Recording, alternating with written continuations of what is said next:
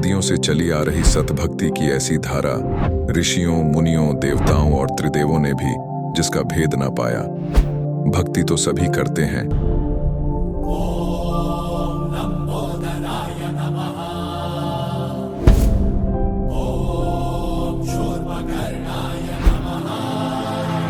और हरदम यह सोच रहती है कि रहने के लिए आलीशान घर हो, घूमने के लिए बड़े बड़े पार्क हो, खाने पीने के लिए स्वादिष्ट भोजन हो, हम कभी बीमार ना हो, कभी दुखी ना हो और कभी भी ना मरे।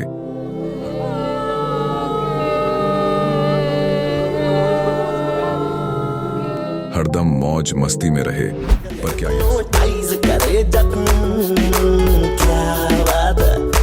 पर क्या यह संभव है? हम सब इतनी भक्ति करते हैं, व्रत करते हैं, श्राद्ध निकालते हैं, कावड़ लेकर आते हैं,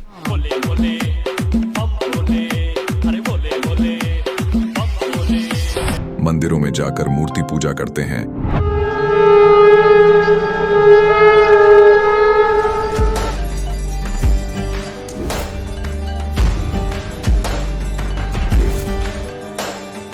भानुकोटिभास्वरं भवाब्धितारकं परं नीलकण्ठमीप्सितार्थदायकं त्रिलोचनं कालकालमम्बुजाशमक्षशूलमक्षरम्। चर्च में जाकर प्रेयर करते हैं,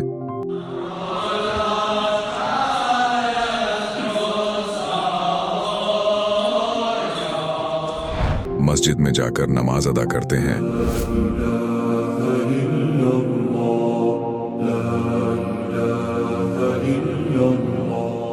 अल्लाहु अकबर कबीरा, और गुरुद्वारों में जाकर माथा टेकते हैं,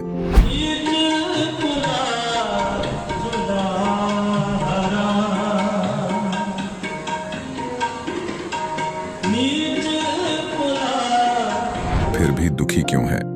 लेकिन क्या आप जानते हैं वो कौन सी भक्ति है? वो भक्ति जिसने मीरा को जहर से बचा लिया, ध्रुव और प्रहलाद की रक्षा की, अंधे को आंखें और बहरे को कान दिए, कोढ़ी को काया दी, दुखियों को सुखी जीवन दिया, मरने वाले को जीवन दान दिया और लाइलाज बीमारियों को दूर किया। जब संत रामपाल जी महाराज जी से दीक्षा ले ली थी, उसके बाद जब उनका कुछ विद इन मंथ कैंसर में राहत मिली। जैसे हम लोग परमात्मा का आदेश आया, हम लोग हॉस्पिटल गए और ऑपरेशन कराया। भगत जी 1 रुपया का भी दवाई माता जी को खाना नहीं पड़ा, और जो डॉक्टर कैंसर है बताते थे, वही डॉक्टर के मुख से हमने ये सुना भगत जी कि ये चमत्कार कैसे हो गया। तो हॉस्पिटल में दिखाया तो कैंसर घोषित कर दिया डॉक्टर ने यहाँ। तो फिर इसके इलाज के लिए घूमे, इलाज भी नहीं हुआ, तो फिर घर पे थक के बैठ गए। कैंसर के लिए जिंदल हॉस्पिटल में रहा, उसके बाद सपड़ा हॉस्पिटल में रहा, उसके बाद जयपुर को दिखाया, उसमें कोई इलाज नहीं हुआ। संत रामपाल जी महाराज जी ने चरणामृत प्रसाद दिया और आशीर्वाद दिया और भक्ति ज्ञान दिया, और उसके बाद मैं तंदुरुस्त हूँ। हर दिन में अपना सब कुछ खाता हूँ, मुझे कोई समस्या नहीं। मेरे को बीमारी ये थी सर कि ब्लड ट्यूब में मेरे को एक प्रकार का पस आ गया था और इन्फेक्शन हो गया था। उस इन्फेक्शन को डॉक्टर लोग वो कह रहे थे कि इसमें आपको ऑपरेशन करना पड़ेगा। आश्रम पहुंचने में परमात्मा का नामदान लिया और जो उन्होंने मुझे उपदेश दिया, उस उपदेश देने के बाद उन्होंने आशीर्वाद दिया।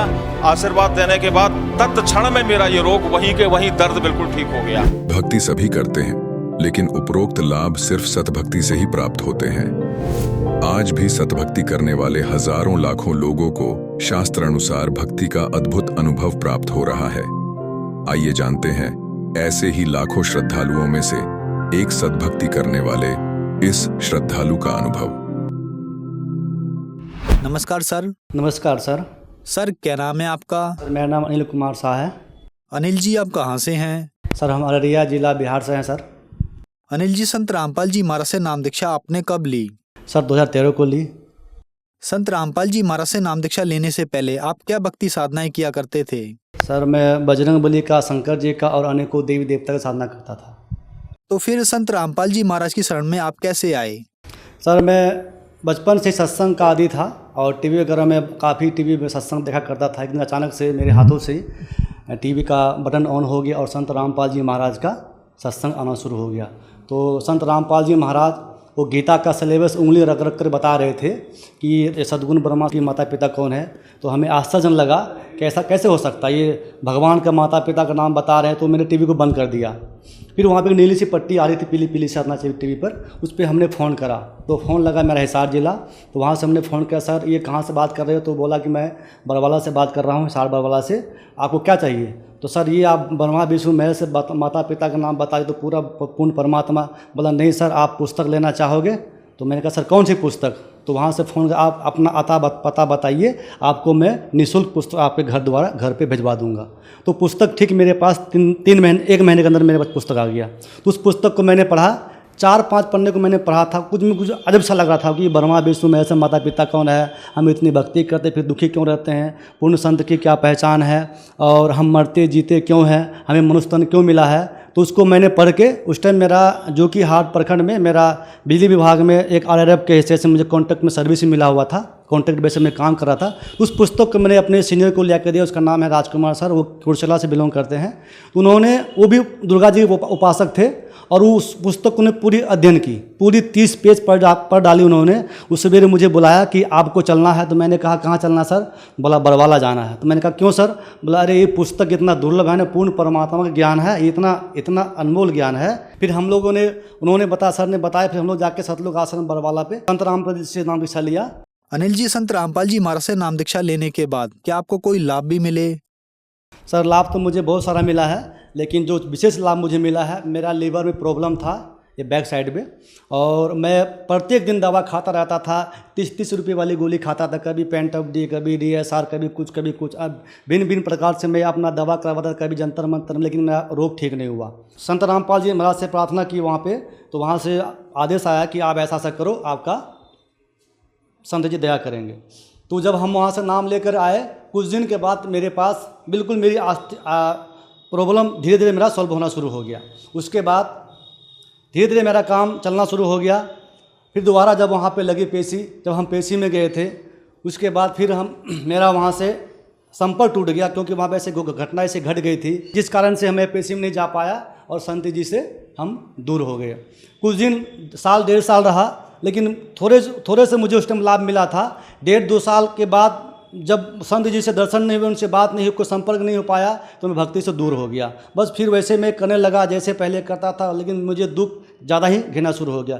1.5 साल के बाद फिर पुनः गुरु जी का वहाँ से आया, संत रामपाल जी का चला कि पचा उसका पूरे बिहार में नाम दाम केंद्र खुल रहा है, और जो भी भगत वहाँ पर हैं आप वहाँ पर जाकर दीक्षा ले सकते हो। फिर वहाँ से जाके मैंने शुद्धिकरण कराई, और वहीं से फिर से मेरा नाम शुद्धिकरण हुआ। अब धीरे धीरे मेरा लीवर का प्रॉब्लम बिल्कुल ठीक हो गया। अभी मैं बिल्कुल ठीक ठाक हूँ। डॉक्टर ने बताया था कि आपको ज़िंदगी भर दवाई खानी पड़ेगी, आपका लीवर डैमेज हो चुका है, आपका छोटी सी आंत में इन्फेक्शन हो चुका है। तो मैंने कहा कि दवा तो मैंने बहुत खा लिया, अब तो मैं दवा खाऊंगा ही नहीं, क्योंकि लोग तो बताते रहते हैं कि संत जी ऐसा चमत्कार करते, संत जी ऐसा चमत्कार करते हैं। अगर वाकई में वो संत पूर्ण परमात्मा संत जी हैं, तो मेरा वो लीवर का प्रॉब्लम ठीक कर दे। और ऐसे ही दया हुआ मालिक के, संत रामपाल जी की असीम दया से आज अभी उस टाइम से लेकर अब तक मैंने 1 रुपये की दवाई नहीं खाई, और मेरा बिल्कुल दवा खाए, मेरा लीवर बिल्कुल अभी ठीक ठाक है। और आर्थिक लाभ सर क्या था, नाम लेने से पहले मैं बहुत बुरे काम करता था। ड्रिंक करना, शराब पीना, गुटखे खाना, रजनीगंधा खाना, प्रत्येक दिन 20-30 रजनीगंधा खा जाना, बीयर पी लेना, मांस खा लेना। फिर कई बार हम बाहर भी जाते थे, वहाँ पर भी ड्रिंक करते थे, पहाड़ों में जाकर घूमना फिरना, सैर सपाटा करना, ऐसे करता था। लेकिन वो जीवन मैंने बर्बाद कर दिए, इतने डिलेड हुए मेरे सारे, मेरा जीवन में नष्ट हो गया, मेरा नशा भी छूट गया। और क्योंकि इस जो संत जी जो नाम देते हैं, इसके नाम में इतनी पावर है, ऑटोमेटिकली वो नशा अपने आप छूट जाता है, सिर्फ नाम मात्र लेने से ही। सर, संत रामपाल जी महाराज की शरण में आने के बाद आपको बहुत सारे लाभ मिले, तो जो दर्शक आज आपको देख रहे हैं वो भी संत रामपाल जी महाराज से नाम दीक्षा लेना चाहते हैं, तो कैसे ले सकते हैं?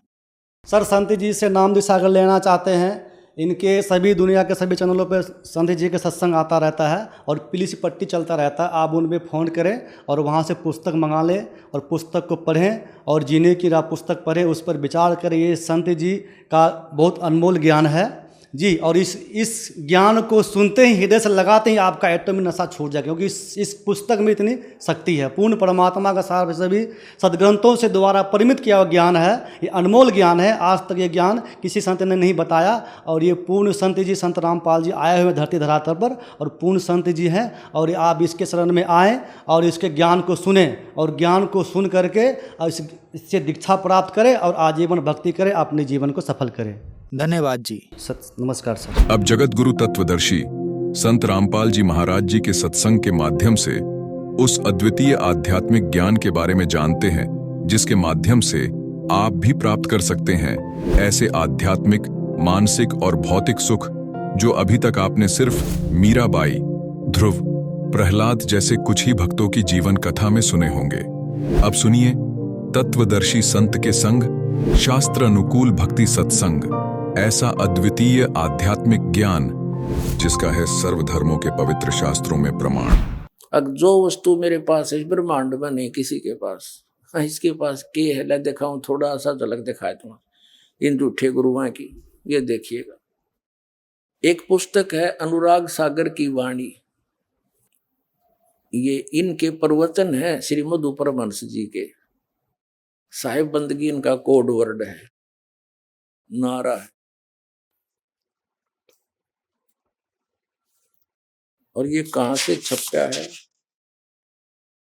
कौन ये है, इसके लेखक समझ लो ये हैं सतगुरु मधु परमहंस जी इस पुस्तक के। और ये प्रचार अधिकारी है राम रतन जम्मू।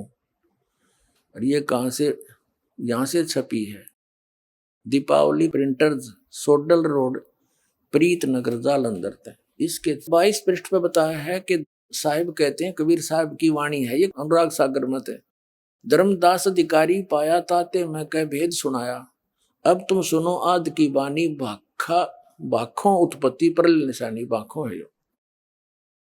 तब की बात सुनो धर्मदासा, जब नहीं मही पाताल आकाशा, जब नहीं कूरम बरा और शेषा, जब नहीं सारद गौरी गणेशा, और जब नहीं अते निरंजन राया, यो काल भी नहीं था, जिन जीवन सब बांध दुलाया, 33 कोट देवता नाही और अनेक बताओ काहे। ये वाणी थे कबीर परमात्मा की। तो यहां हम 23 पर देखते हैं। अब मधु परमहंस जी ने इन वाणियों को कैसे समझा है। साहेब ने धर्मदास से कहा, मैं तुमको आदि उत्पत्ति का रहस्य कहता हूं जिसे कोई नहीं जानता। यहां देखिए, ये वाणी है, सतपुरुष जब गुप्त रहे और कारण करण नहीं निर्माए, संपुट कमल रहे गुप्त स्नेहा, पुप माही रहे पुरुष विदेहा, इच्छा केन अनस उपजाए, हंसन देख हर्ष बहु पाए, प्रथम ही पुरुष शब्द प्रकाशा, दीप लोक रच की निवासा। अब देखो, ये है सबसे पहले परमात्मा ने एक शब्द उच्चारण किया जिसमें सब दीप और लोक रच के उनमें स्वयं निवास किया। और चारी कर सिंहासन की ना, तापर पहुप दीप कर चीना, उन चारों में चार सतलोक, अलखलोक, अगमलोक और अकैलोक, इन चारों लोकों में परमात्मा ने एक एक सिंहासन की रचना की और उन पर स्वयं बैठ के जाके, और पुरुष कलाधर बैठे जइया, यानी पुरुष मनुष्य दृश्य में वहां बैठ के भगवान जाके प्रगति अगर वासना तैया। अनुराग सागर की वाणी को श्री मधु परमहंस जी कैसे परिभाषित करते हैं अपने अज्ञान के आधार से। साहिब कह रहे हैं कि आरंभ में परम पुरुष गोपत थे, उनका न कोई साथी था न संगी, एक समय उनकी मौज हुई, उन्होंने अंश उत्पन्न किए। सबसे पहले उन्होंने एक शब्द पुकारा, अद्भुत सफेद प्रकाश उत्पन्न किया और स्वयं उस प्रकाश में समा गए और वही अमरलोक कहा। इसमें है कि ते ऐसा सफेद प्रकाश उत्पन्न किया, फुलाना किया और उसमें समा गए। ये तो के पुरुष कलाधर बैठे जइहा, चार सिंहासन बढ़ाए उनके ऊपर, प्रथम ही पुरुष शब्द प्रकाशा, और द्वीप, यो द्वीप है, दीप लोक रच की निवासा, सबके रचना करके अलग अलग दीप और लोकों की उसमें स्वयं निवास किया, बैठ गए। और चारी कर सिंहासन की ना, चारों में अलग अलग सिंहासन बनाए और उन पर पुरुष कलाधर बैठे जइया, पुरुष मनुष्य रूप में जाके विराजमान हो गए। अरियो सट्टे मारे देखे, सबसे पहले उन्होंने एक शब्द पुकारा, परम पुरुष ने, परम पुरुष गोपद थे, फिर प्रगट हो गए, अद्भुत सफेद प्रकाश उत्पन्न किया, स्वयं उसमें समा गए, वो फिर अमरलोक हो गया। देखो इसकी तगड़मबाजी अज्ञानी की। क्या कहता है कि परम पुरुष ने एक शब्द उच्चारण किया, उसमें सफेद प्रकाश हो गया और फिर उसमें आप समा गया, वो अमरलोक हो गया। ठीक है, अच्छा आगे देखो, अमरलोक कहा। और फिर उनकी इच्छा हुई कि उन्होंने उन अनेक दीपों की रचना की। वास्तव में यह रहस्य छिपाया गया है, मैं बताता हूं। अभी कति और डिफाइन करने लगा। सर्वप्रथम परम पुरुष ने इच्छा करके एक शब्द पुकारा, उससे एक अद्भुत सफेद रंग का प्रकाश हुआ और वो प्रकाश अनंत में फैल गया। वो प्रकाश संसारिक प्रकाश की तरह न था, वो इतना अद्भुत था कि जिसका एक एक कण करोड़ों सूर्यों को भी लजा दे। ठीक है, अब 24 पृष्ठ पर आ गए हम। जब वो प्रकाश अनंत में फैल गया तो फिर वे सतपुरुष स्वयं उस प्रकाश में समा गए। अब वो प्रकाश चेतन हो गया, जीवित हो गया। पहले मरा हुआ था, फिर वो जीवित हो गया। ठीक, जिस प्रकार आत्मा के शरीर में आने से शरीर चेतन हो जाता है, उसी प्रकार वो प्रकाश भी जीवित हो उठा। प्रकाश में आने से पहले वे सतपुरुष गुप्त थे, जबकि प्रकाश में आकर वे सतपुरुष कहलाए। और वो अद्भुत प्रकाश जो स्वयं सतपुरुष ही थे, वो अमरलोक कहलाया। अब सुन ली इसकी अकल का सतर आ गया इसका। कहते हैं पहले तो परम पुरुष गुप्त थे, फिर उन्होंने शब्द उच्चारण किया, उस तो प्रकाश बन गया और उस प्रकाश में वो स्वयं समा गए। वो और फिर बोला वो अमरलोक हो गया। वो सत और फिर वही परम पुरुष का आया, वो है सब कुछ हो गया, सतलोक भी, अमरलोक भी और अमर पुरुष भी वही हो गया। अब देख, अमरलोक कहलाया। जो स्वयं सतपुरुष ही थे वो अमरलोक कहलाया। अरे लोक तो एक भूमि है और परमात्मा एक नर आकार में उसके ऊपर रहते हैं। उन्हें सारी सृष्टि रच रखी है सतलोक में। अब देखो, अभी भी सतपुरुष अकेले थे, फिर उनकी मौज हुई और उन्होंने उस प्रकाश को अर्थात अपने स्वरूप को अपने में से छिटक दिया। अनंत बिंदुएं हुई जो वापस अद्भुत प्रकाश में आ गई। जिस प्रकार समुद्र से पानी को मुट्ठी में या हाथों में भरकर उछालने से कई कण बिखर जाते हैं, उसी प्रकार उस प्रकाश में से भी अनेक कण हो गए, बिखर गए। लेकिन जिस प्रकार समुद्र की बूंदें पुनः समुद्र में गिरकर समुद्र का ही रूप हो जाती है, उसी तरह से वे अनंत कण भी वापस उस अद्भुत प्रकाश में आए। लेकिन अचरज यह था कि बिंदुएं जब वापस प्रकाश में आई तो प्रकाश में नहीं हुई, पानी की तरह मिली नहीं उसमें, क्योंकि सतपुरुष ने इच्छा की कि इनका अलग अस्तित्व रह जाए। तो वे ही जीव कहलाए। ये बिंदु से है वो जीव वहां पर, और वे सब है जीव उस अद्भुत प्रकाश में विचरण करने लगे। ठीक है, यहाँ लिखा है आत्माओं का उस प्रकाश में अलग अस्तित्व के साथ विचरण करना बड़े अचरज की बात थी, क्योंकि समुद्र की बूंदों का समुद्र में अपना अलग अस्तित्व नहीं रहता। जिस प्रकार पानी में मछली घूमती रहती है, उसी तरह सब जीव उस प्रकाश में घूमने लगे। यह देखकर परम पुरुष बड़े खुश हुए और उन आत्माओं को प्यार करने लगे। अब देखो ये क्या बताना चाहते हैं श्री मधु परमहंस जी। इन कोरा अड़ंगा कर दिया परमात्मा की वाणी का ना समझकर। ये इसका विधान क्या है कि परमात्मा ने शब्द उच्चारण किया, उससे सफेद प्रकाश हो गया, उसमें स्वयं समा गए जैसे चीनी पानी में, और फिर वो सारा मिलकर अमरलोक हो गया। फिर नो का वो सतपुरुष हो गया। यहाँ तक तो ये, और फिर उसमें जो ऐसे उचट दिया अपने प्रकाश को, वापस बूंद सी बिंदु सी आकर के वापस गिरी, वो अलग रह गई, वो जीव बन गए और वो मछली की तरह समुद्र में घूमते हैं वापस उस प्रकाश में। उस अमरलोक कहो। और आगे और देखिए इसकी कलाबाजी दिखाता हूँ। ये पुस्तक है नाम अमृत सागर। ये इन्हीं की पुस्तक है श्री मधु परमहंस जी की, नाम अमृत सागर। और देखो इनकी किस तरह उंगली जो कहता पाखंडियों से बचो, सत भक्ति को समझो। अब दिखाऊंगा पाखंडी कौन है, मधु परमहंस जी है या कोई और। इसके 86-87 पृष्ठ पे। ओए होए। अब ये क्या कहते हैं, ये है नाम अमृत सागर नामक एक पुस्तक है, इसके 86 पृष्ठ पे यहाँ परमात्मा की वाणी को इसने अनुवाद किया है। सार शब्द सर्वैसे न्यारा, भेद न पावे कोई, चार वेद में ब्रह्मा बोले आदि नाम ना पाई। क्योंकि उन चारों वेदों में वो सार नाम आदि नाम सार शब्द नहीं है, वो तो परमात्मा की वाणी में उन्होंने गुप्त छुपा रखा है। अब ये क्या कहता है मधुपन वंश जी, यह आदि नाम, यह सच्चा नाम, सच्चा नाम कहो चाहे सत्य नाम कहो, वाणी का विषय नहीं है। यह 52 अक्षर से परे विधेय नाम है। अच्छा, अब यहां देखो 87 पृष्ठ पर ये क्या कहते हैं, शब्द शब्द सब कोई कहे वो तो शब्द विधेय, ये परमात्मा की वाणी कबीर जी की। जिव्या पर आवे निरख परख कर ले, वो जिव्या से जाप करने का नहीं है सार शब्द। ये क्या कहता है, पर वह नाम क्या है, सार शब्द सतपुरुष कहाया। वो सार शब्द ही सतपुरुष है। गुरु नाम देते समय मालिक दे देता है, गुरु अपनी सुरती में परमात्मा सता लाकर दे देता, यही नाम है। अब आगे दिखाता हूं भक्ति के चोर पे। ये देखो ये सब ने भक्ति का चोर बतावे, और अब दिखावांगे चोर खुद है या कोई और। और तेरा गजब इधर मस्तार रखा था कति। ये इनकी पुस्तक है, इसके लेखक भी यही हैं, भक्ति के चोर के। भक्ति का चोर है, भक्ति के चोर का लेखक। प्रचार अधिकारी राम रतन जम्मू, और ये वहीं से प्रिंटेड है, दीपावली प्रिंटर, सोडल रोड, प्रीत नगर, जालंधर से। इसके पृष्ठ नंबर 59 पे ले चलते हैं आपको।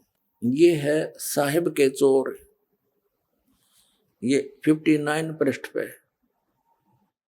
ये क्या कहता है, जिस अमरलोक की बात साहिब ने की है वो 3 लोक से न्यारा देश है। अमरलोक क्या है, वो परम पुरुष, वो सर्वशक्तिमान खुद ही अमरलोक है। आगे इसका ओढ़े। अब क्या कहता है कि वो परम पुरुष, वो सर्वशक्तिमान खुद ही अमरलोक है। अब इस जो दास ने इसके लिटरेचर दिखाए हैं, इसका सारा का सारांश के बन गया। श्रीमद उपरमहंस ने क्या सिद्ध कर दिया कि परमात्मा ने अपने वचन से एक शब्द उच्चारण किया, उसमें से सफेद प्रकाश बन गया और फैल गया अनंतमय प्रकाश। फिर उसमें स्वयं वो परम पुरुष समा गए, वो सारा मिलकर नौका, फिर वो अमरलोक हो गया। अरीब के कहे वो अमरलोक, वो फिर सार शब्द सच्चा नाम यानी सतनाम, और सार शब्द आदि नाम, विधेय नाम। ये क्या है, नौका वो सार शब्द क्या है, वो परमात्मा ही है। और परमात्मा क्या है, वो अमरलोक है। यानी वो सारा प्रकाश का लोथड़ा यू बतावे है, वो सारा कुछ सार शब्द भी वही, सतनाम भी वही, सच्चा नाम, विधेय नाम भी, आदि नाम भी, वो प्रकाश का लोथड़ा, और परम पुरुष भी वही, और अमरलोक यानी सतलोक भी वही।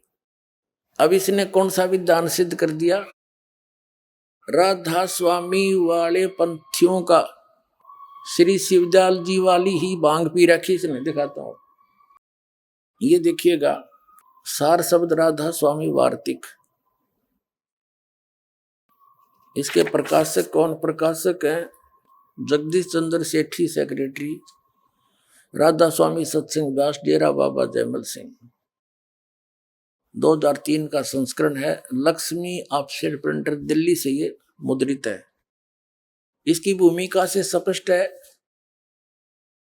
कि सारवचन राधा स्वामी वार्तिक हजूर स्वामी जी महाराज के वचनों का संग्रह है। ये वचन सत्संगों तथा अन्य चर्चाओं के दौरान सत्संगियों ने नोट किए थे, और 1902 में बाबा जयमल सिंह ने ये सारवचन राधा स्वामी वार्तिक को पहली बार पंजाबी गुरमुख लिपि में छपवाया था, और ये पुस्तक उसी की हिंदी में छप गई, इतनी सी बात है। और ये स्वामी जी महाराज कौन है, स्वामी जी महाराज का शुभ नाम सेठ शिवदयाल सिंह जी था, जिसने राधा स्वामी पंथ का चमटा गाड़ा, राधा स्वामी पंथ का प्रवर्तक।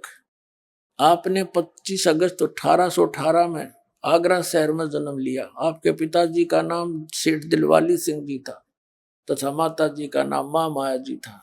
आपके पूर्वज पंजाब के रहने वाले थे तथा घर में गुरु ग्रंथ साहिब का पाठ किया जाता था। आपके माता पिता हाथरस के प्रसिद्ध संत तुलसी साहिब के भगत थे। स्वामी जी महाराज ने भी तुलसी साहिब की काफी संगति की थी। बचपन से ही स्वामी जी महाराज का रुझान अध्यात्म की ओर था। आपने कमरे में बैठकर 17 वर्ष सूरज शब्द का योग अभ्यास किया 6 पृष्ठ पे, और सन 1861 में बसंत पंचमी के दिन खुले तौर पर आम सत्संग और सूरज शब्द का योग उपदेश शुरू किया। अब 17 वर्ष डले डोकर शिवदयाल जी ने केवल सत्संग फरमाया वो दिखाते हैं। ये है इनके वचन उस शिवदयाल जी के। प्रश्न नंबर 13 पे, सिर्फ काम इतना है कि इंसान यानी मनुष्य अपनी सूरत यानी रूह को उसके खजाने और निकास यानी मुकाम सतनाम और राधा स्वामी में, यहाँ सतनाम को स्थान सिद्ध किया, मुकाम पहुंचावे 14 पृष्ठ पे। फिर तीसरा वचन है कि जितने भी आचार्य और महात्मा अवतार और पैगंबर हर एक मजहब में हुए हैं वे अपने अभ्यास के जोर से अंतर में तरफ मुकाम असली के चले। सिर्फ संत मंजिल 5वीं यानी सतनाम 5वीं मंजिल सतनाम सिद्ध कर दी, और बिरले संत मंजिल 8वीं यानी राधा स्वामी पर पद पर पहुंचे। ठीक है, अभी 15 पृष्ठ पर तोड़ कर दिया इनने। न्यो का न्यो वाए भांगे मधु परमहंस ने पी रखी है। अब चौथा वचन है, अब समझना चाहिए कि राधा स्वामी पद सबसे ऊंचा स्थान है, मुकाम है, और यही नाम कुल मालिक और सच्चे साहिब और सच्चे खुदा का है। और इस मुकाम से 2 स्थान नीचे, राधा स्वामी स्थान से 2 स्थान नीचे सतनाम का मुकाम है।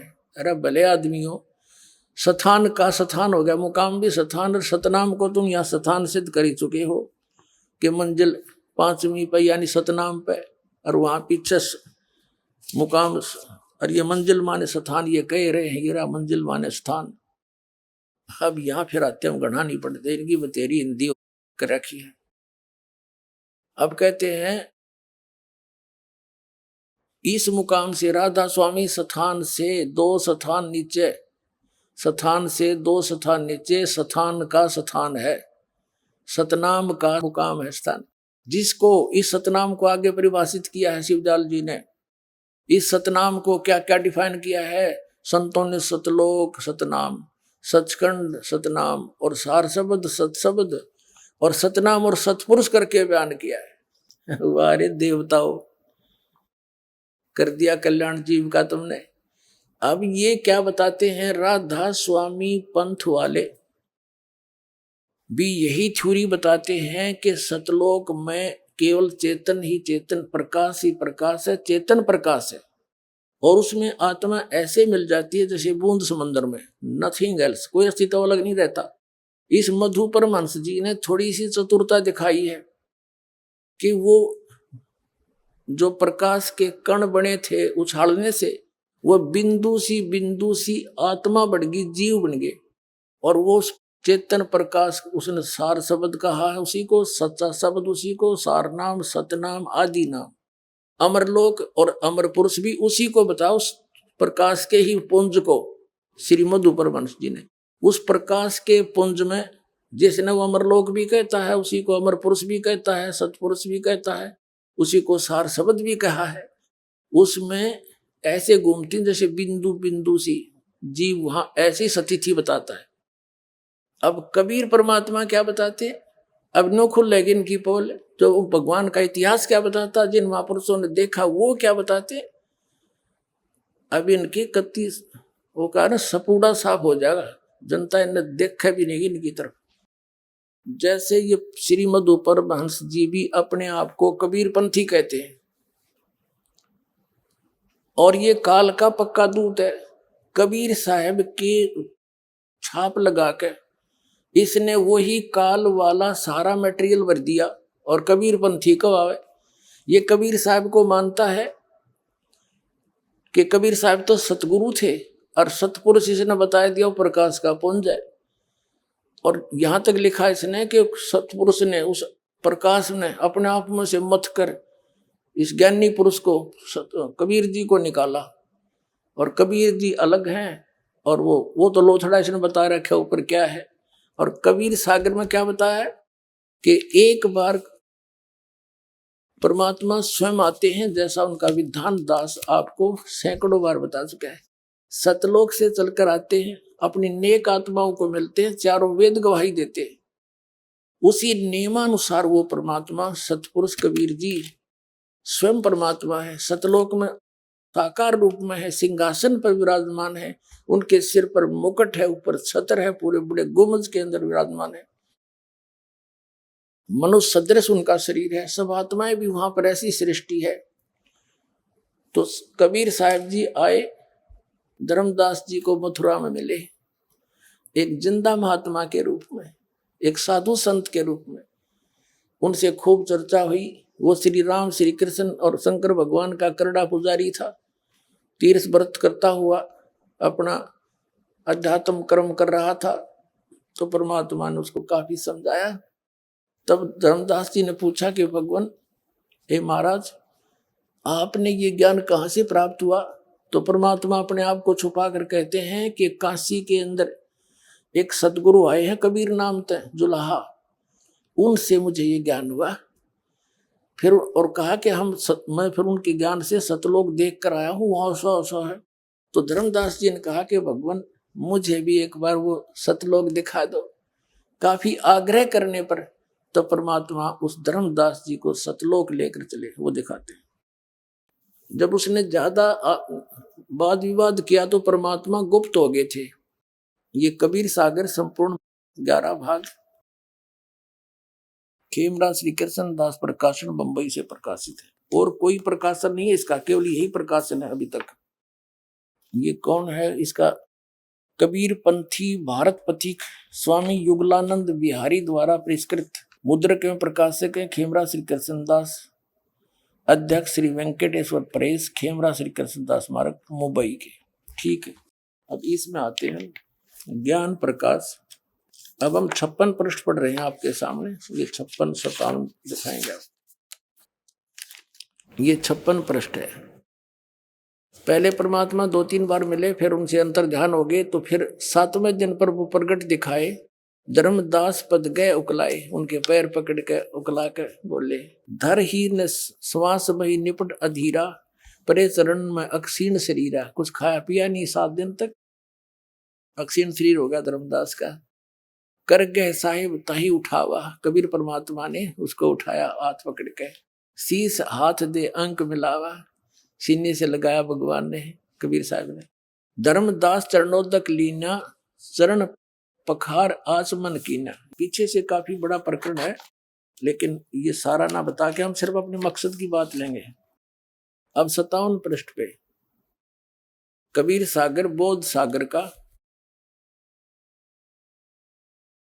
ये 57 पृष्ठ है, ज्ञान प्रकाश का बोध सागर खंड है। धर्मदास वचन, हे प्रभु चिंता गण करु मोरा, और पुरुष दर्श देव करो निहोरा। मैं आपका आगे आपके निहोरे का ढूं, हाथ जोड़ूं, मुझे एक बार परमात्मा के दर्शन करा दे। पुरुष माने परमात्मा के। धर्मदास ये हट क्या करहु, परमात्मा कबीर जी बोले, धर्मदास ये हट क्या करहु, मानो वो शब्द शीश पर धरहु। हमरे गहे पुरुष पे जय है, बिना गहे वहां जा न पे है। काफी बता। फिर यहाँ नहीं मानना जब के कहा, धर्मदास कहते हैं, तब लीला बहुत हम देखा, और पुरुष दर्श बिन रह ही रेखा। कि मैंने आपकी बहुत से लक्षण देख लिए, आप अंतर ध्यान हो जाते हो, फिर आ जाते हो, पर जब तक मैं भगवान नहीं देख लूंगा इतने मेरे जो चाहे कोई ना मन में दोष रहेगा। जो किंकर पर होए दयाला, तो छिन्न में होए गत उर्साला। ये होए है। अब परमात्मा कहते हैं सतगुरु रूप में, सतगुरु वचन क्या कहते हैं, धर्मनी जो ऐसो चित की ना। धर्मदास ने जब ऐसी बात अड़ा दी तो तन तद चलो लोक परवीना। कबीर साहब बोले, इस शरीर ने छोड़ो और चल मेरे साथ। राख्य उतन गौन ले हंसा, उस शरीर को गुप्त कर दिया परमात्मा ने, छुपा दिया कहीं पर। और तहां पहुंचे जा कीले संसा, लवन एक में पहुंचे जाई, एक अक्षण में पहुंच गया सतलोक में। अवगत लीला लखे को भाई, शोभा लोक देख सुख माना, धर्मदास ने। और उदित असंख्य शशि और भाना, वहां पर ऐसा लोक की शोभा है। उस सतलोक अमरलोक जिसको कहते हैं, वो एक पृथ्वी है और वो भी चमकीली है, उसका भी बहुत घना प्रकाश है, सफेद प्रकाश उसका भी। और वहां क्या किया परमात्मा ने, जब सतलोक में पहुंचे तो वहां साधु रूप में गए थे नीचे से। वहां जो द्वारपाल था परमात्मा का, गेट कीपर, उससे कहा कि भाई ये एक आत्मा आया है यहाँ पर नीचे से, और इसको परमात्मा के दर्शन करवा दो। द्वारपाल ने अन्य को बुलाया, वहां के जो हंस रहते हैं, पुण्यात्मा रहते हैं, मनुष्य शरीर में है, वहां पर नर और नारी रूप में है, और उनसे कहा कि जाओ इस प्यारी आत्मा को भगवान के दर्शन करा के लाओ। उनकी सभी वर्णन कर रखा कबीर सागर में धर्मदास जी ने। तो वो लेकर चले उनको, उनके गले में माला थी, नाक सुंदर थे, कान भी बड़े अच्छे थे, सारे वर्णन कर रखे। और वहां जाकर जब धर्मदास जी ने देखा कि ये तो वही महात्मा है जो मेरे साथ नीचे आया था, लेकिन वो वहां पर उनके एक रोमकूप की करोड़ सूर्य करोड़ चंद्रमा मिला दे इतनी शोभा थी, नर आकार में सिंहासन पर विराजमान थे। फिर उसको कहा कि जाओ वे ले जाओ, हो गया दर्शन। अब जब धर्मदास जी वापस आए तो परमात्मा फिर उसी रूप में आगे बैठे पाए। तब क्या बोलते हैं कि हे भगवान, आपने वो शोभा यहाँ क्यों छुपा रखी है जो आपका वहां शरीर इतना सुंदर तेजों में है। हे परमात्मा, आप तो स्वयं ही भगवान हो, आप ही अमर पुरुष हो, हमें तो बुलबुलियां कर रहे थे। अब देखो, अब 58 पृष्ठ पर पढ़ेंगे हम ज्ञान प्रकाश कबीर सागर का। जित देखिए जगमग झलकाही, देखत छकित बहे ही ये माही। द्वारपाल हंस जो रहिया, ता मैं एक हंस अस कहिया। द्वारपाल ने उनमें से एक हंस से कहा, यही सन सही तुम जाओ लिवाई। इस हंस को, हंस है यही हंस ही तुम जाओ लिवाई, पुरुष दर्श दे आनो भाई। परमात्मा के दर्शन करा ला। चले लिवाए पुरुष जब ही झजक हंस बहु आयो, तभी गणे हंस इकट्ठे हो गए भगत। और करत कोलाहल मंगल चारा, शोभा अद्भुत अंग अपारा। जो वहां रहते हैं जीवात्मा, हंस आत्मा, भगत, हंस कहो जैसे हम आपको भगत कह देते हैं, तो वहां हंस नाम से जाने जाते हैं, अपने जैसे आकार के हैं, मनुष्य सदृश हैं। शोभा अद्भुत अंग अपारा, हंसन शोभा कहाँ बताऊं, कुछ एक प्रभाव सोवर्ण सुनाऊं। थोड़ा बहुत सुनाता हूं मैं आपको। धर्मदास जी कह रहे हैं, रत्नमाल गरीब शोभत हंसा, गरीब माने गर्दन, उन हंसों की, सतलोक में रहने वाले व्यक्तियों के गले में, गर्दन में रत्नों की माला सुशोभित थी। और मणिमाला किमी करो प्रशंसा, और मणिमाला भी उनके गले में लटकरी डाल रखी थी। जगमग दे हंस कर ही, उन सब हंसों की दे ही जगमग जगमग करे थी। अमर चीर बहुसो बहादुर ही, अमर चीर पैर रखे थे। ये वहां की सारी ही खान पान भी अमर है, वहां के वस्त्र भी अमर है। और राखव चिकुर शोभा छवि छाहे, रवि का करतार रोम छवि छाए। ये फिर क्या बताया कि हंसन भाल शोभा किमी कहूं, उन हंसों की भाल माने माथे की शोभा के बताऊं। 16 चंद्र भाल छवि लहू, यानी 16 चंद्रमाओं जैसा तो माथे की चमक थी उनकी। हंस कांति प्रतिरोम प्रकाशा, हीरा मणि उदित रोमांसा है। वहां के जो भगत हैं, वहां रहते हैं स्त्री पुरुष, उनके एक रोम की इतनी शोभा जैसी हीरा मणि की चमक होया करे, हीरा मणि की चमक ऐसी उनके एक रोम की।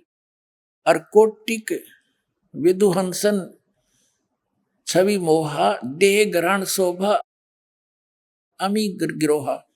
उनके शरीर है और ग्रहण माने नाक की शोभा बहुत सुंदर है। 16 रवि हंसन छवि मोहा, और दे ग्रहण शुभ अमृत सोहा। वहां जितने भी हंस रहते हैं नर आकार में हैं और उनके सारे शरीर बॉडी का प्रकाश है 16 सूर्य जितना तेज है उनका, जिसमें गर्मी ना हो। और माथे की शोभा यानी 16 सूर्य की तो सारे की, फिर अलग अलग बता रहा है कि माथा इतना चमका जैसे 16 चंद्रमाओं का प्रकाश हो, और वो सारे बॉडी की सब मिलाकर ऐसा लगता है जैसे 16 सूर्य का प्रकाश उदय हुआ हो।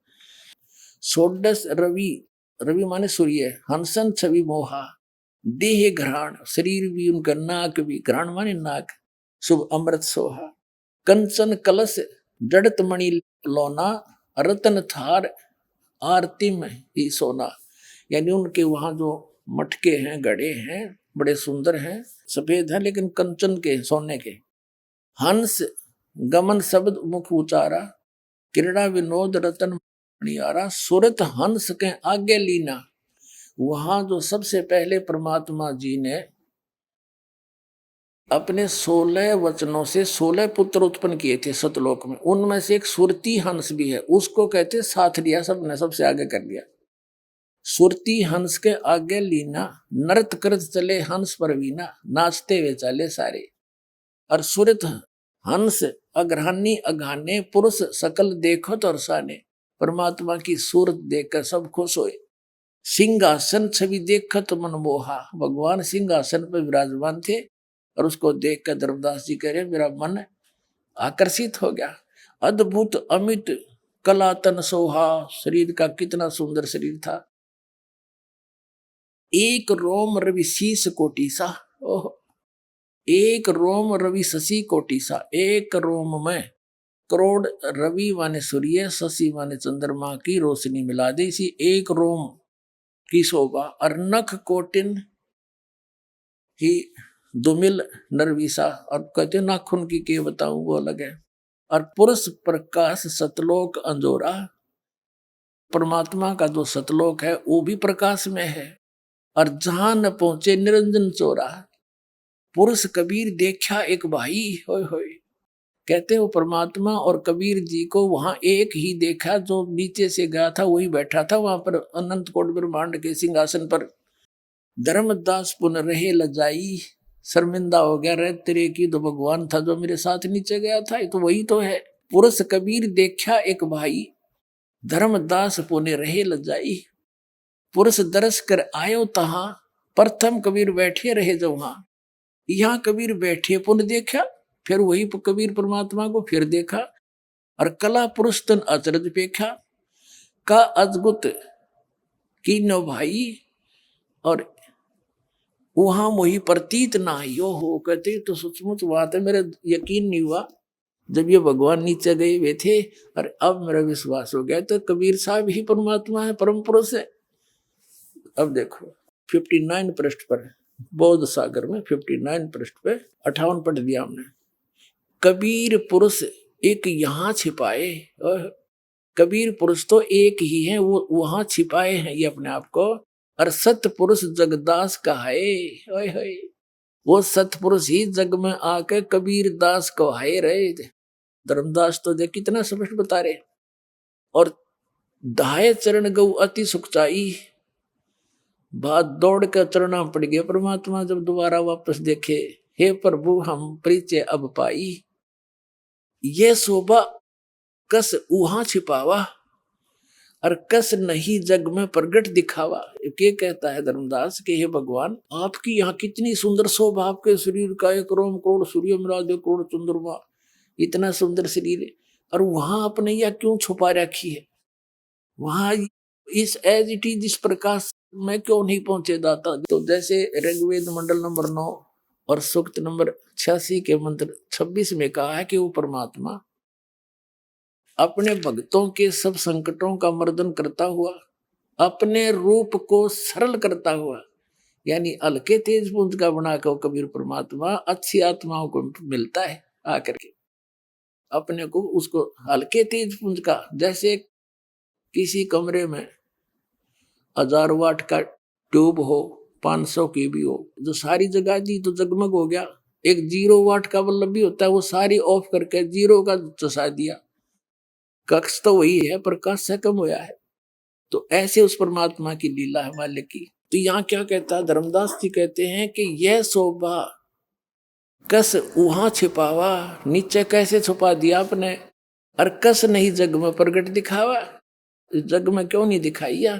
तो परमात्मा क्या बताते हैं सतगुरु वचन, धर्मनी जो वही छवि जग जाऊं, इसी शोभा से जय मैं संसार में जाऊं, तो होए विकल निरंजन राऊ। ये काल का कलेजा फट जा तुम्हारे भगवान का, इस निरंजन का। हुए विकल यानी व्याकुल हो जा निरंजन। सब जीव तब मोहे लोलावे, अजर भो सब लोक ही आवे। ताते गुप्त राखो जग भाई, शब्द संदेशा जीवन समझाऊ। ताते गुप्त राखो जग भाऊ, और शब्द संदेश जीवन समझाऊ। और शब्द परखती न मोए कोई, जो शब्द नाम लेके ये मेरे ज्ञान से मुझे परख लेगा। गह प्रतीत घर पहुंचे सोई, कह कबीर सुनो सुकृत हंसा। दर्श पुरुष मेटो चित संसा, अब तुम बेग चलो संसारा। और जीव ही चेतो कहो पुकारा, कि ढिंडोरा पीट दे मेरे बारे में, मैं बताऊं तो किसी का जच्चा नहीं, और तू बताओगा तो सबका जच जाएगी, क्यों तू आंखों देख चुका है। और तू सबको बता दे अपने बड़ भाइयों को कि ये भगवान है, वहाँ अमरलोक है, सतलोक है, वहाँ सब कुछ है। अब धर्मदास जी क्या कहते हैं, धर्मदास वचन है, हे साहेब अब वहां न जाई, ये सुख घर तज कहाँ जुराई। ये परमात्मा अब मैं वहां नहीं जाऊंगा, इस सुख ने छोड़कर मुझे कहाँ धकाओ हो मेरे मालिक, वहां मत भेजो। वही यम देश अपर बल काला, नहीं जानो धोमति होए बेहाला। अब परमात्मा कहते सतगुरु जी, धर्मदास तो चिंता नाही, तुमरे संग हम सदा रहाई। और तुम देखो सतलोक प्रभाव, हंसन कहो संदेश सुनाओ। अपनात्माओं, असली और नकली नोट की पहचान कराने के लिए दास ये प्रयत्न कर रहा है। और कोई इस दास के प्रयत्न को आलोचना कहता है तो वो बालक जैसी बुद्धि का व्यक्ति होगा, जिसने दास के इस प्रयत्न का ज्ञान नहीं। जैसे सरकार ने एक बार 500 के नोट नकली पकड़े थे, 1000 के, और वो दोनों असली और नकलियों को दोनों को दिखा रही थी कि असली ये है, नकली ये ऐसे है, ये लक्षण है। तो क्या सरकार आलोचना कर रही थी? महापरोपकार किया। और वही दास काम कर रहा है, इन नकलियों के नकली ज्ञान और परमात्मा का ओरिजिनल नोट, ओरिजिनल ज्ञान उन महापुरुषों ने देखा। भगवान दोनों को साक्षात रूबरू करके आपका विश्वास दृढ़ कर रहा हूं, नकली रसली की पहचान करा रहा हूं, आपके जीवन की रक्षा कर रहा हूं।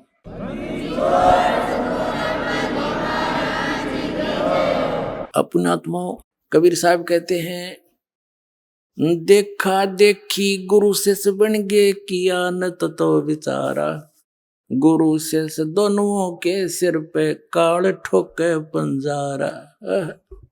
सच्चा सतगुरु कोई न पूजे, न झूठ्यों जगपतियासी। अंधे की बागई अंधे न मार्ग कौन बतासी। अब देखो एक पुस्तक है अमरलोक, इस मधु परमहंस जी की।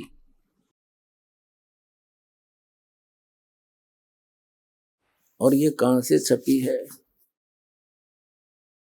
अमरलोक, सतगुरु मधु परमहंस जी। और ये वही दीपावली प्रिंटर्स, सोडल रोड, प्रीतनगर, जालंधर। प्रचार अधिकारी राम रतन, जम्मू। ये सारा इनका सारा कुछ है, 2012 का ज्ञान है इनका।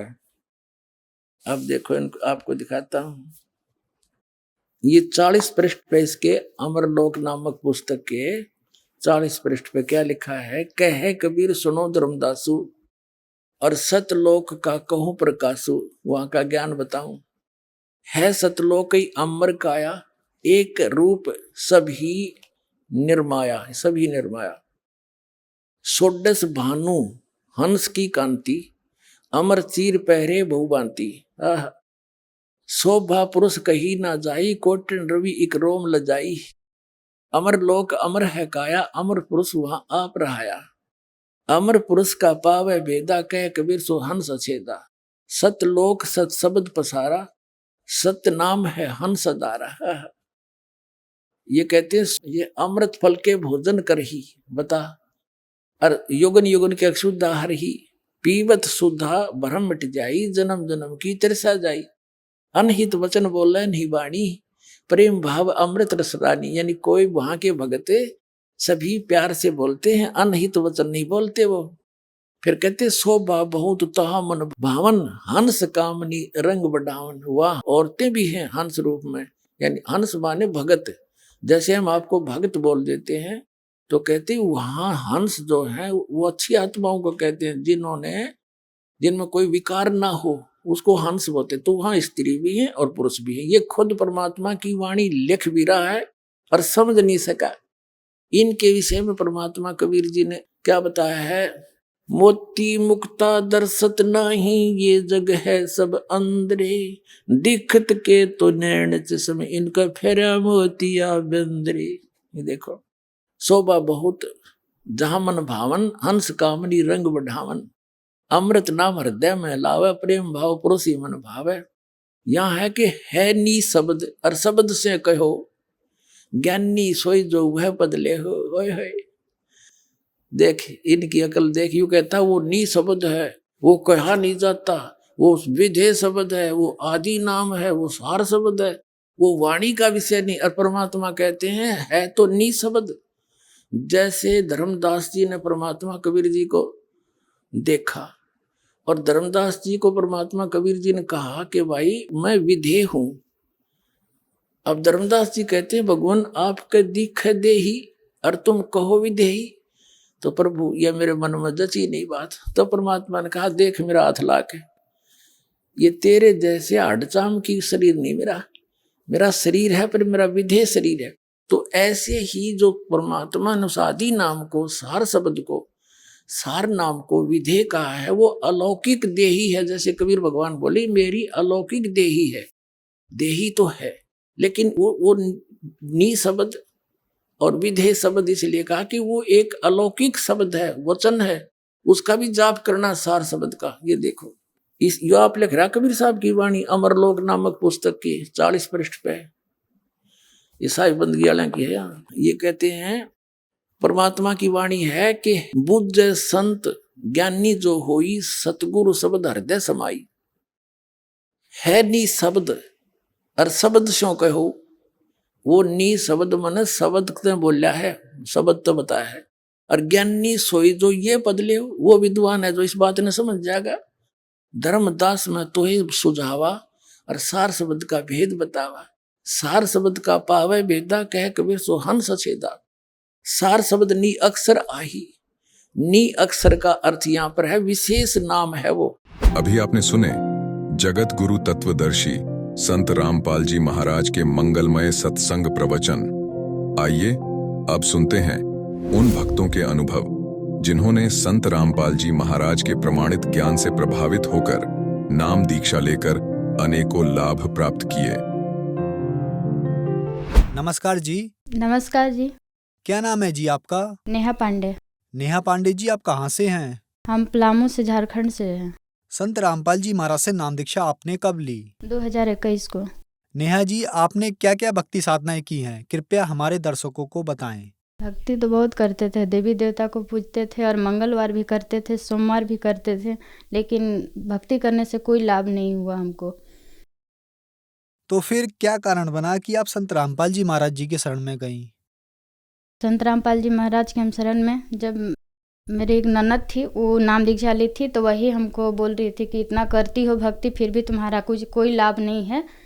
इसके बाद हम दी हमको ज्ञान गंगा पुस्तक, वही हम पढ़ने लगे। पढ़ के इसके बाद समझे, इसके बाद हम सब भागवत गीता से भी मिलाएं कि गुरु जी का ज्ञान कैसा है, समझ के इसके बाद हम संत रामपाल जी महाराज जी से नाम दीक्षा ले लिए।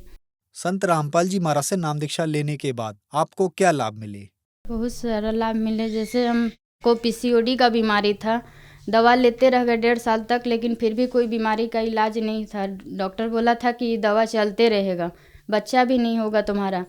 फिर इसके बाद गुरु जी से नाम दीक्षा लेने के बाद, संत रामपाल जी महाराज जी से नाम दीक्षा लेने के बाद हम दवा भी छोड़ दिए। और एक मेरी बेटी भी है छोटी सी, शुरू में तो बच्चा मेरा खराब हो गया था 3 महीना का नाम दीक्षा लेने से पहले, लेकिन गुरुजी के शरण में आने के बाद मेरी बेटी भी एक छोटे से, और मेरी बेटी जब जन्म ली तो उसको ना सांस का बीमारी हो गया था। वहाँ पे डॉक्टर पूरा बोल दिया कि यहाँ पे नहीं इलाज होगा, तुम रांची ले जाओ। रांची में बालपन में हॉस्पिटल में भर्ती थी वो। वहाँ भी जाने के बाद उसका 100 में 30% उसका सांस चल रहा था। डॉक्टर बोला कि इसका स्थिति बहुत बिगड़ते जा रहा है, लेकिन फिर भी गुरुजी से हम प्रार्थना लगवाएं, परमात्मा आप ही अब कुछ निवारण कीजिए। परमात्मा वही निवारण किया। आज मेरी बेटी अभी अच्छी है। और मेरी बेटी को ना रंगबाज बीमारी हो गया था, वो पूरा कमर से इतना पर से विकलांग हो गई थी, और इसका माथा इतना बड़ा होते जा रहा था, दिनों रातों रोते रहती थी। दवा भी करवाएं उसको जड़ी बूटी का, तो वहाँ पे बोली कि अब यहाँ से तुम्हारा इलाज कुछ भी नहीं होगा, तुम डॉक्टर के पास जाओ और इसका ऑपरेशन भी करवाओगी तब वो रिस्क नहीं लेगा डॉक्टर। इसके बाद फिर परमात्मा से अरदास लगाए, हे गुरुजी, हे संत रामपाल जी महाराज, मेरा आप ही जो करना है आप ही वही कीजिए। तो परमात्मा के पास अरदास लगाने के बाद मेरी बेटी अभी बहुत अच्छी है। 9 महीना में पैर रखी है परमात्मा के दया से। परमात्मा के दया से मेरी बेटी, डॉक्टर बोला था कि संतान नहीं होगा, लेकिन मेरी बेटी 1-1.5 साल के है।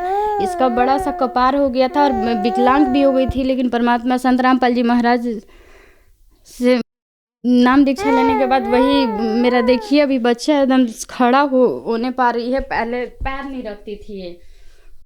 और मेरे पति बहुत ज़्यादा नशा करते थे और कर्जा में बहुत डूबे हुए थे, और हम बहुत गरीबी से गुजर रहे थे। बहुत आने के बाद घरे लड़ाई झगड़ा बहुत ज़्यादा तेज़ी से चल रहा था। फिर परमात्मा पर अरदास लगाए, परमात्मा अब मेरे पति का कैसो नशा भी छूट जाए, परमात्मा आप ही अब जो करना है आप ही कीजिए। संत रामपाल जी महाराज जी से फिर इसके बाद वो नाम दीक्षा लिए।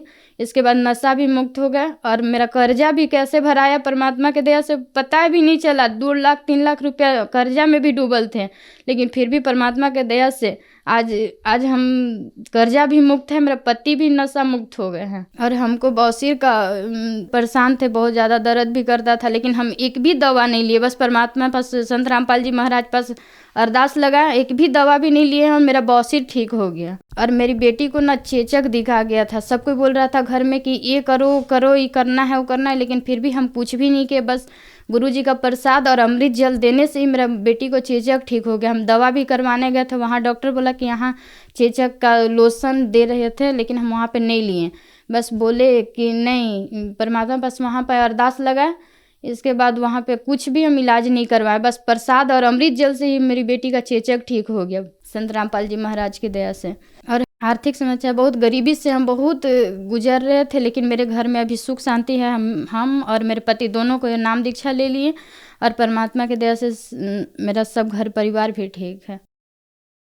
नेहा जी, संत रामपाल जी महाराज से नाम दीक्षा लेने के बाद आपको बहुत सारे लाभ मिले। आपने बताया कि आपके बच्चे को बहुत ही रेयर बीमारी थी, वो भी संत रामपाल जी महाराज जी की कृपा से ठीक हो गई। और आपने बताया कि आपके हस्बैंड नशा करते थे, संत रामपाल जी महाराज जी की कृपा से उनका नशा भी छूट गया। आपको संत रामपाल जी महाराज ने एक सुखमय जीवन दिया। तो जो दर्शक आज आपको टीवी पर देख रहे हैं, खास करके वो महिलाएं जो इन परेशानियों से ग्रस्त हैं, उनके लिए आप क्या कहना चाहेंगी? परमात्मा संत रामपाल जी महाराज के शरण में आए और अपना कल्याण करवाए। मेरी बेटी बहुत विकलांग हो गई थी, उसका पैर नहीं रोक रही थी। 9 महीना तक वो पैर के बिना चल, ऐसे ही गोदी नीचे करते थे तो वो चिल्लाते रहती थी, लेकिन परमात्मा संत रामपाल जी महाराज के दया से आज मेरी बेटी आज अच्छी है। 1.5 साल की हो गई, लेकिन अभी चल भी रही है, साल में भर में भी चल रही है वो। संत रामपाल जी महाराज से नाम दीक्षा कैसे ली जा सकती है? चैनल पर संत रामपाल जी महाराज के सत्संग आता है, उस पर आप नीचे पट्टी पर नंबर दिया जाता है, उस नंबर पर आप कॉल करके अपना नामदान पता करके नाम दीक्षा आप ले सकते हैं। धन्यवाद जी। अच्छा।